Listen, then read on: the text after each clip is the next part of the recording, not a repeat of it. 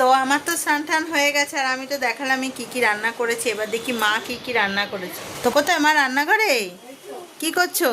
এই যে বন্ধুদের রান্না দেখাবো। হ্যাঁ বললাম একটু দেখিয়ে দিতে। টুকু তো আজকে নেই, টুকু হ্যাঁ। স্কুলে গেছে, প্র্যাকটিস আছে।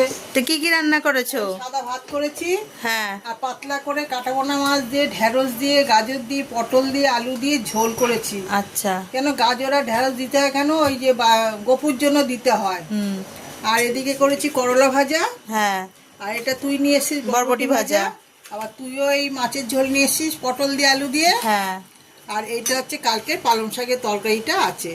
ও এই রবিবারে আমাদের দুপুরবেলা খাওয়া দাওয়া। খাওয়া দাওয়া। হ্যাঁ। তা খাওয়া দাওয়া তো এখন করবো না, না না না, এখন করবো না, পরে দেরি। ওরা টুকু এসে যাবে, আসলে একসাথেই খেয়ে একসাথেই খাবো। হ্যাঁ, ও তো একটুখানি খেয়ে গেছে, বেশিটা খেয়ে যায়নি। আর ওই দেখুন, দেখতে পাচ্ছেন বই পড়তে পড়তে এত ক্লান্ত হয়ে গেছে যে ওই যে বাস্কটার মধ্যেই ঢুকে গেছে। ওই যে বেরালো, ওই যে বেরালো। হ্যাঁ, বাস্কটার মধ্যে ঢুকে ওই যে ওই যে ওই যে সব মুখস্থ হয়ে গেছে। এই দেখো, এই দেখুন, দেখুন দেখুন দেখুন, কাণ্ড দেখুন, কাণ্ড দেখুন। দেখছেন বইগুলোকে সব, এ পড়ে যাবি রে না।